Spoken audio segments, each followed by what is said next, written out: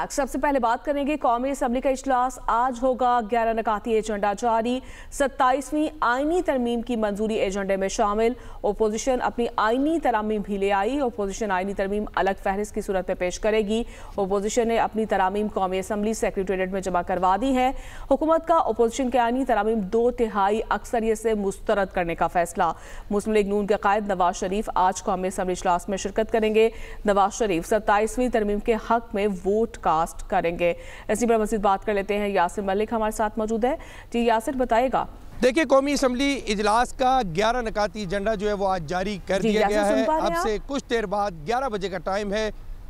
देखिए, कौमी असम्बली इजलास का 11 नकाती एजेंडा जो है वो जारी कर दिया गया है और 11 नकाती एजेंडे में जो 27वीं आईनी तरामीम है उसका मंजूरी के लिए भी उसको एजेंडे में शामिल किया गया है। एक तो आज जो मुस्लिम लीग नून के सदर हैं नवाज शरीफ, वो आज इस्लामाबाद पहुँचेंगे और 27वीं आईनी तरामीम में अपना वोट जो है वो कास्ट करेंगे। कौमी असम्बली के इजलास में शिरकत भी करेंगे। हुकूमत की जानिब से नंबर गेम मुकम्मल होने के बावजूद जो है नवाज शरीफ आज कौमी असम्बली के इजलास में शरीक होंगे और इसके बाद जो मरहूम इरफान सदीकी हैं उनकी रिहाइशगाह जाएंगे, जहां पर उनके साल सवाब के लिए उनकी फैमिली से मिलेंगे और दुआ भी करेंगे।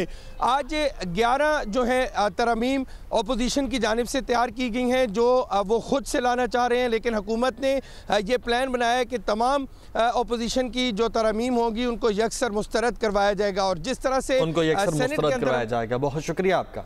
बात करेंगे कैडेट कॉलेज वाना पर हमलावर तबाब ख्वारिज जहन्नुम वासिल। एक खुदकुश के अलावा 4 ख्वारिज को कामयाब ऑपरेशन के बाद निशाना बनाया गया। कॉलेज की बिल्डिंग को बारूदी सुरंगों के खतरे की वजह से क्लियर किया जा रहा है।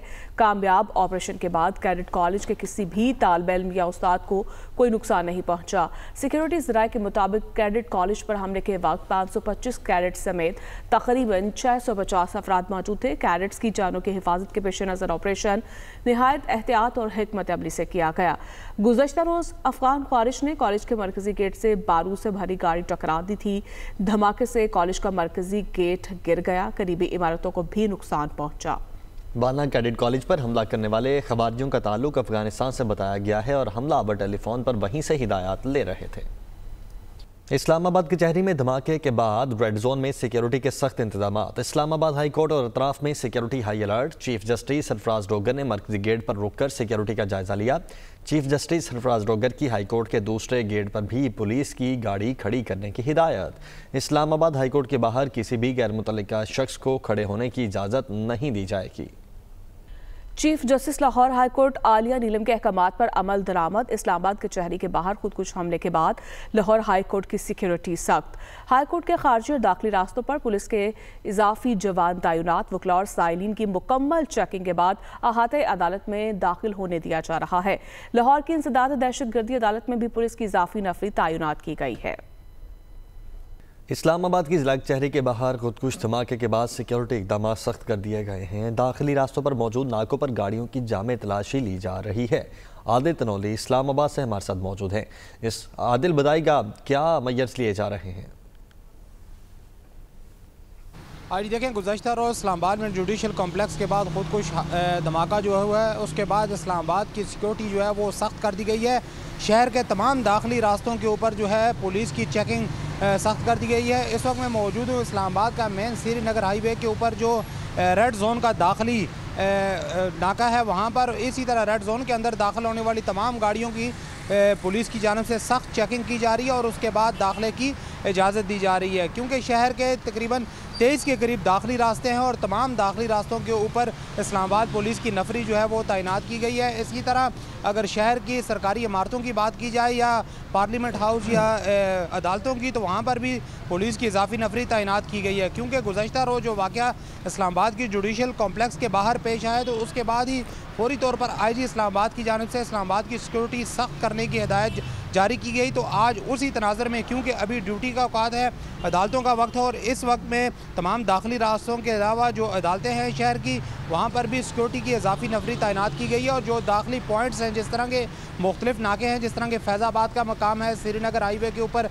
26 नंबर का मकाम है। इसी तरह 0 पॉइंट से आगे जो है वो रेड जोन में दाखिल हो रही हैं गाड़ियाँ, तो इस मकाम के ऊपर भी गाड़ियों की चेकिंग अमल में लाई जा रही है। इसी तरह मरगला रोड से जो रेड जोन की तरफ रास्ता दाखिल हो रहा है, तो उस मकाम के ऊपर भी जो पुलिस की नफरी तैनात की गई है, उनकी जानब से गाड़ियों की चेकिंग की जा रही है। इसी तरह बाराकोट से आने वाली ट्रैफिक जो है उनको भी नाके के ऊपर रोक कर चेकिंग के बाद जो है वो इस्लामाबाद के रेड जोन के अंदर और इस्लामाबाद शहर के अंदर दाखिले की इजाज़त दी जा रही है। इसके अलावा जो अहलकार जिस तरह के अदालत की ड्यूटी के ऊपर तैनात है, उनको भी हदायत की गई है कि जब तक लोगों का आमद का सिलसिला जारी है, जिस तरह सुप्रीम कोर्ट है, हाई कोर्ट है, वहाँ पर अलर्ट रहने की हदायत की गई है। बहुत शुक्रिया आपका आदिल।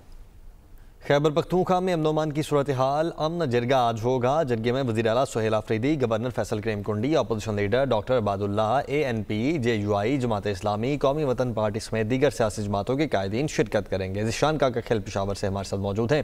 ज़िशान बताएगा किस वक्त ये जरगा बैठेगा? जी बिल्कुल, अमन अमान की ख़राब सूरत हाल को देखते हुए खैबर पख्तूनख्वा के जो असम्बली के स्पीकर है बाबर सलीम स्वाति, उन्होंने अमन जरगा तलब किया है। इस जरगे में governor Khyber Pakhtunkhwa Faisal Karim Kundi, opposition leader doctor इबाद, मुख्तलिफ जो सियासी जमातों के सरबराहान हैं, उन्हें दावत दी गई थी और उनको शिरकत करने की दरख्वास्त की गई थी। कुछ देर बाद जो है ये जरगा बाकायदा तौर पर शुरू होगा और 5 बजे तक ये जरगा जो है वो जारी रहेगा।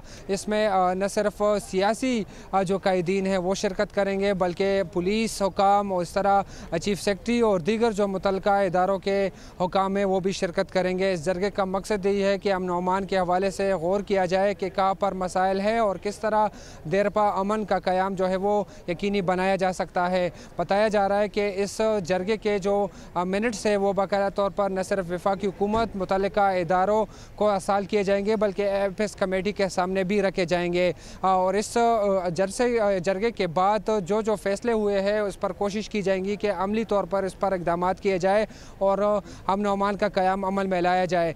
स्पीकर खैबर पख्तूनख्वा और दीगर जो लोग हैं उनके मुताबिक अमन अमान का क़याम जो है वो सबसे बड़ा मसला बन गया है। आए दिन जो है वो बदअमनी के वाक़यात रहनुमा हो रहे हैं और इसलिए एक कंसेंसस डेवलप करना जो है वह वक्त की ज़रूरत बन गई है। इसलिए जो है अमन जरगा तलब किया गया है और कुछ देर बाद जो है ये जरगा बाकायदा तौर पर शुरू होगा। इंतजामात मुकम्मल कर लिए गए हैं। कुछ देर बाद ये जरगा शुरू होगा। बहुत शुक्रिया आपका।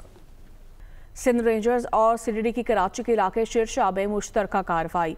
फितुल खारिज से ताल्लुक रखने वाले इंतहाई मतलूब दहशतगर्द गिरफ्तार। तर्जुमान सिंध रेंजर्स के मुताबिक गिरफ्तार दहशतगर्द की शनाख्त मोहम्मद नूर उर्फ कम वली खान के नाम से हुई है। मुलजमान से असलहा बरामद हुआ। दौरान तफ्तीश मुलजिम ने टारगेट किलिंग, भत्ताखोरी और बम धमाकों का एतराफ़ भी किया। मुलजिम के दीगर साथियों में आबिद, उमर खिताब, महसूद, कय्यूम महसूद समेत 10 से ज़ायद अफराद शामिल हैं। मुलजिम के खिलाफ थाना मंगूपीर और ख्वाजा अजमेर नगरी में मुतादिद मुकदमात दर्ज हैं। गिरफ्तार मुलजिम को असलहा और धमाका खेज मवाद समेत पुलिस के हवाले कर दिया गया। गिरफ्तार दहशतगर्दों के खिलाफ मज़ीद कानूनी कार्रवाई पुलिस करेगी।